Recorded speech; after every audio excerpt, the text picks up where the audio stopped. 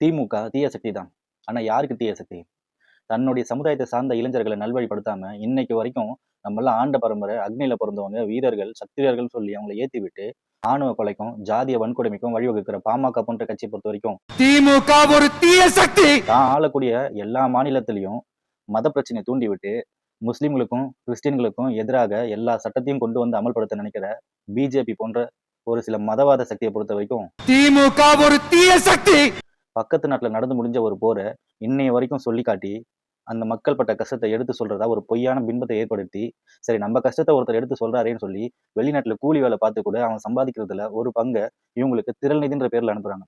ஆனா இந்த திரள் நிதியை இவங்க குடும்பத்தோட சொகுசு வாழ்க்கை வாழ்றதுக்கு யூஸ் பண்றாரு நாம் தமிழர் கட்சியின் ஒருங்கிணைப்பாளர் அண்ணன் சீமான் அவர்கள்.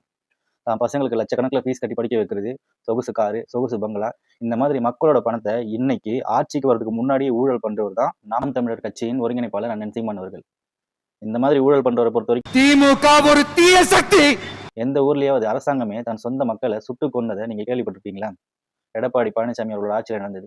ஒரு கார்ப்பரேட் நிறுவனம் ஸ்டெர்லைட்டுக்காக போராடின நம்ம மக்களை ஈவு இறக்கமே இல்லாம காக்கா குருவி சுடுற மாதிரி சுட்டு கொண்டுட்டு, இப்படி ஒரு சம்பவம் நடந்ததை நான் உங்களை மாதிரி நியூஸை பார்த்து தான் தெரிஞ்சுக்கிட்டேன்ட்டு வெக்கமே இல்லாம பேட்டி கொடுத்த ஒரு கையாளாகாத முதலமைச்சர் தான் எடப்பாடி பழனிசாமி அவர்கள். கடைசி வரைக்கும் அம்மையார் ஜெயலலிதா அவர்கள் இவங்களை டயர் நக்கிறதுக்கும் கும்பிடு போறதுக்குமே வச்சிருந்த அல்ல கைகள் தான் இவங்கெல்லாம். இவங்களுக்கு ஆட்சியை பத்தியும் தெரியாது, அதிகாரத்தை பத்தியும் தெரியாது. 4 வருஷம் ஊழல் ஆட்சியை மட்டுமே புரிஞ்சுட்டு போனவர் தான் எடப்பாடியார். இந்த மாதிரி அதிமுக, எடப்பாடி பழனிசாமி இவங்களை போன்றவரை பொறுத்த வரைக்கும் திமுக தீய சக்தி தான்.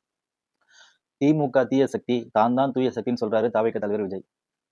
தன்னுடைய ரசிகர் கூட்டத்தை மட்டுமே நம்பி ஒரு கட்சியை ஆரம்பிச்சு 75 ஆண்டு காலமா திராவிடர்களுக்காக உழைச்சு பவள விழா கொண்டாடின ஒரு கட்சியை பார்த்து திமுக தீய சக்தின்னு சொல்றாரு.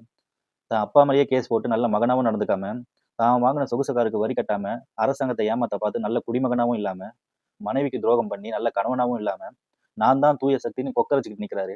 அவரை பார்க்க வந்த 30-40 பேர் செத்து போனதை பத்தி கூட கவலைப்படாம, அவரோட ஆடியோ லான்ச்ல போய் டான்ஸ் ஆடுறது, அவருடைய ஆண்டு விழாவில் டான்ஸ் ஆடுறது, அவங்களுக்காக ஒரு சின்ன இரங்கல் கூட தெரிவிக்காம இன்னைக்கு மகிழ்ச்சியா தன்னுடைய வாழ்க்கை வாழ்ந்துட்டு இருக்காரு தாவேக தலைவர் விஜய். எனக்கு எனக்கு ஓட்டு போட்டு என்னை ஜெயிக்க வைங்க, உங்களை நான் கிராமத்துல வந்து சந்திக்கிறேங்கிறாரு. இது ஒரு வாக்குறுதியா கொடுக்குறாரு. இந்த மாதிரி அரசியல் முதிர்ச்சியே இல்லாம ஒரு கட்சியை ஆரம்பிச்ச தற்கூரிங்களை பொறுத்த வரைக்கும் திமுக தீய சக்தி தான்.